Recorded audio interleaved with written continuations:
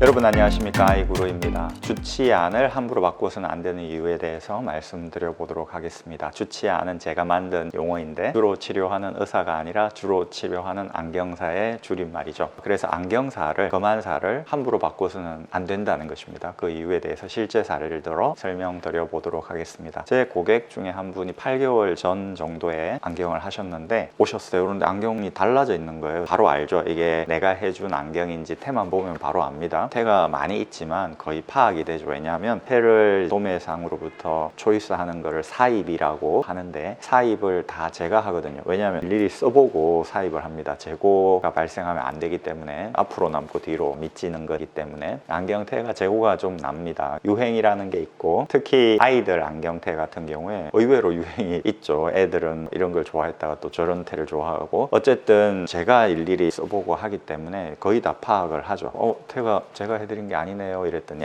그렇다, 딴 데서 했다. 이유가 천편일률적입니다. 그러니까 아는 지인이 오픈을 했다고 해서 어쩔 수 없이 뭐 이런 레파토리죠. 아니면 친구가 뭐 이렇게 해서 어쩔 수 없이 뭐 이런 레파토리입니다. 네네 알겠습니다 하고 봤는데 도수가 너무 달라져 있는 거예요. 제가 8개월 전에 했을 때는 플러스 0 이후에 마이너스 100 이 정도였습니다. 오른쪽이, 왼쪽도 뭐 한두 도수 차이였는데 원시 제일 낮은 도수가 있었다는 것이죠. 말씀드렸지 않습니까? 원시는 수면 아래다. 낮게 해야 되기 때문에 원시가 있는 사람은 더 원시가 유지가 되거나 내려가면 내려가야지 올라가면 안 된다. 그렇게 될 때 과교정이 될 수 있다. 과하게 교정이 된다는 것. 낮게 해야 되는데 높게 하게 되는 것은 수면 아래라면 원시 저교정이 될 것이고, 공중으로 올라가게 되면 근시 과교정이 되는 것이고, 근시 과교정이라는 것은 곧 가성근시다 라고 말씀을 드렸죠. 과교정이 되면 안 된다는 것이죠. 이분 다시 해온 렌즈를 보니까 마이너스 075에 마이너스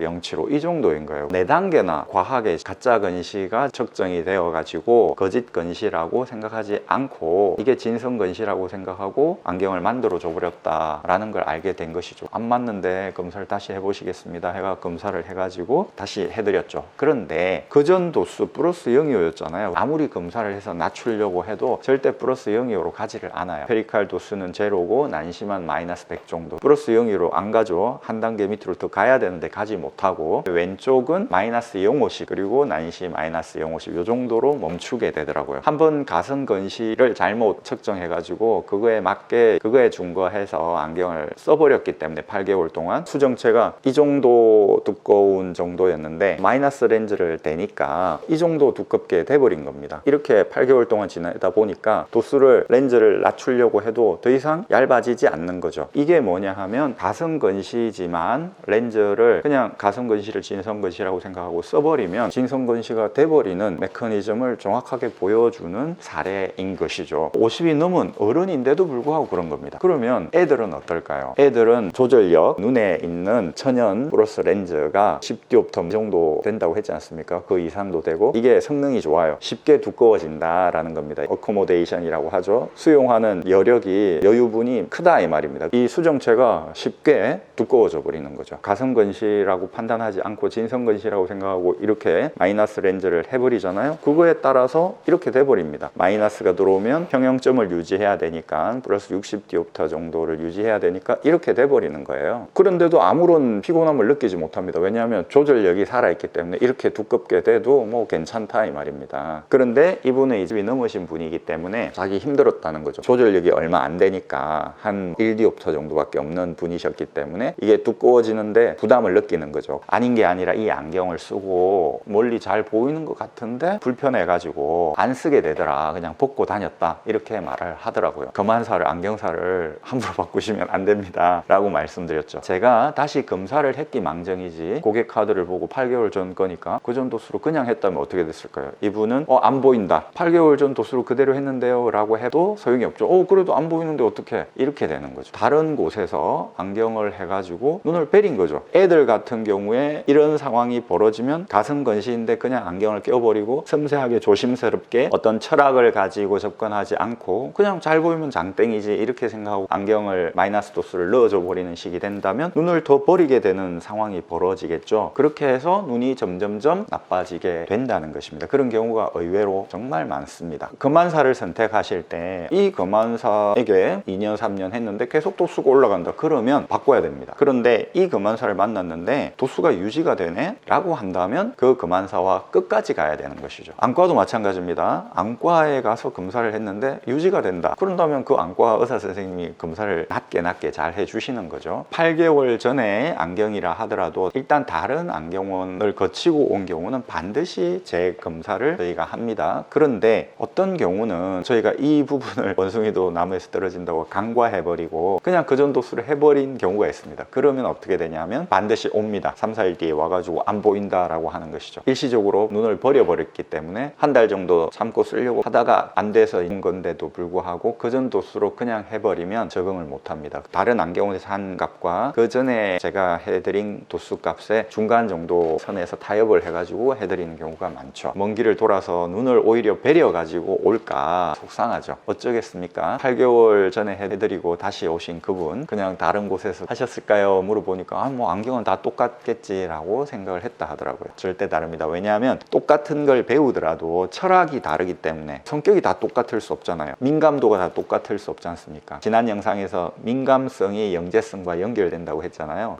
나는 성격이 민감해 이런 거 있지 않습니까? 그러니까 성격이 곧 영재성과 연결되는 것이죠. 성격이 곧 자산이다 라는 말이 있죠. 제가 그랬습니다. 저는 되게 민감해서 정말 정확하게 해드리려고 노력을 하고 그런 끝에 도수는 낮게 해야 된다는 철학을 정립했거든요. 이런 성격을 제가 가지고 있기 때문에 이런 성격을 가진 저에게 오셔야 눈을 지키는 겁니다 라고 말씀을 드렸습니다. 금환사와 합이 맞아야 돼요. 궁합이 맞아야 돼요. 어른들도 가성건시 조심해야 되는데 어린이들은 두말하면 잔소리다 라는 것입니다. 야구는 투수 노름이죠. 나이트클럽은 웨이터 노름이죠. 나이트클럽 자주 다니는 사람은 웨이터를 지정하죠. 웨이터 함부로 바꾸지 않습니다. 마찬가지로 눈은 안경사, 금환사 노름입니다. 금환사를 함부로 바꾸시면 안 되고 지정 금환사, 나하고 합이 맞다. 그것은 내 눈이 도수가 유지가 되는 걸 보면 알 수 있습니다. 간단합니다. 결과가 중요한 거니까 그 금환사를 절대 바꾸면 안 됩니다. 여러분 감사합니다. 아이구루였습니다. 또 찾아뵙겠습니다.